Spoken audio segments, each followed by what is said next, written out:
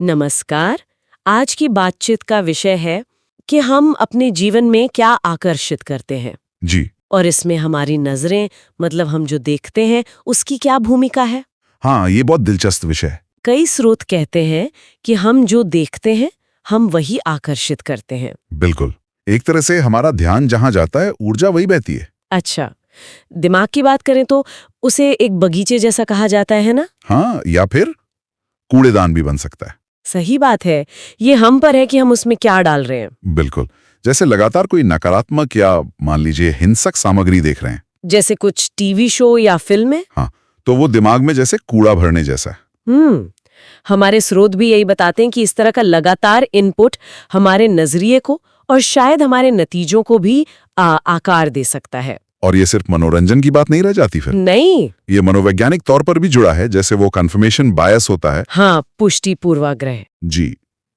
हम वही ढूंढते हैं, वही देखते हैं जो हमारे पहले के विचारों से मेल खाता हो। अच्छा। तो हम क्या देख रहे हैं, क्या पढ़ रहे हैं, ये चुनना बहुत जरूरी है। क्योंकि ये हमारे अवचेतन को, मतलब सबकॉन्शियस को प्रोग्राम कर रहा है। बिल्कुल, कि किस चीज पर ध्यान देना है, किसे जीवन में लाना है एक तरह से।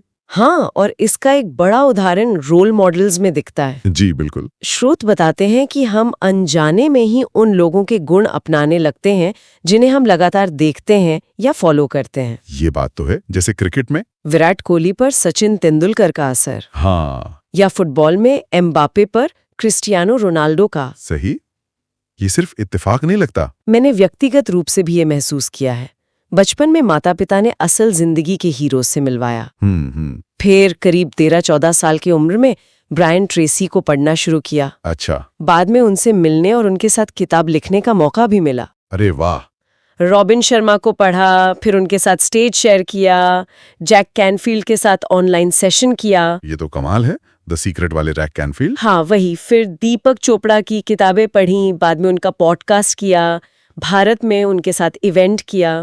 और Robert Kiyosaki rich dad poor dad पढ़कर 17 साल की उम्र में बिजनेस का शुरू करने की प्रेरणा मिली। जी, वो किताब तो बहुत प्रभावशाली है। और सालों बाद उन्हें भारत लाने का अवसर मिला। तो ये सब वो लगातार ध्यान और प्रेरणा का नतीजा लगता है। बिल्कुल सही कह रही हैं आप। मेरे लिए टोनी रॉबिन्स का प्रभाव कुछ ऐसा ही रहा है। अच्छा, बताइए। 17 साल का था। उनकी किताब अनलिमिटेड पावर खरीदने के लिए पैसे नहीं थे। 300 पाउंड की थी। ओह, तो मैं बुक स्टोर में ही बैठकर पढ़ता था। सच में? हाँ।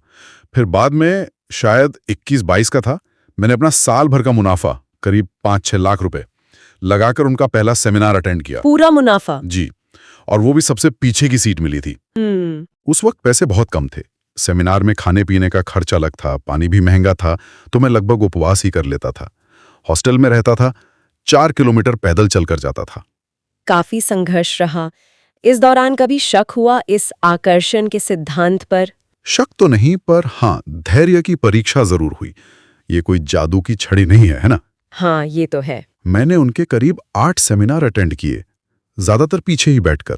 8 सेमिनार? हाँ, सीखता रहा, धीरे धीरे चीजें बदली। और फिर देखिए, पिछले साल दिसंबर 2023 में क्या हुआ? टोनी रॉबिन्स ने मुझे वीआईपी गेस्ट के तौर पर बुलाया।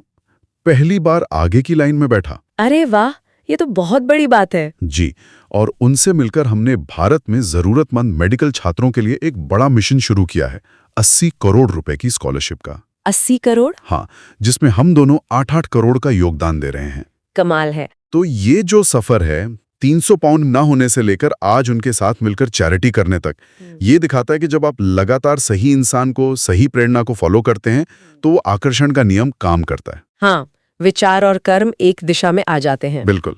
सही मेंटर चुनना इसीलिए बहुत जरूरी है। बिल्कुल सही। और यहीं पर टीनेजर्स के लिए एक बहुत जरूरी बात निकलती है, जो हमारे स्रोत भी कहते हैं। जी। कि सिर्फ पर्दे के नकली हीरोज को नहीं, असल जिंदगी में कुछ अच्छा करने वालों को देखो, उनसे सीखो। हाँ, ये बहुत जरूरी है। जैसे कपिल शर्मा शो में नारायण मूर्ति जी और सुधा मूर्ति जी आए थे। हाँ, मैंने देखा था वो एपिसोड। वो कितना अच्छा था। वो असली रोल मॉडल है जिनसे प्रेरणा लेनी चाहिए। बिल्कुल सही कहा आपने। तो अंत में सोचने वाली बात यही है, हम किसे देख रहे हैं रोज, किसे अपना आदर्श मान रहे हैं, क्या वो हमें बेहतर बनने के लिए प्रेरित कर रहे हैं? और उनके कौन से गुण अनजाने में ही सही हमारे अवचेतन पर छाप छोड़ रहे हैं? जी, ये सवाल खुद से पूछना बहुत जरूरी है। तो आज की इस गहरी पड़ताल को यहीं रोकते हैं उम्मीद है ये विचार आपको सोचने पे मजबूर करेंगे। हाँ, कि आपका ध्यान कहाँ है। और आप जीवन में क्या आकर्षित कर रहे हैं। धन्यवाद। धन्यवाद।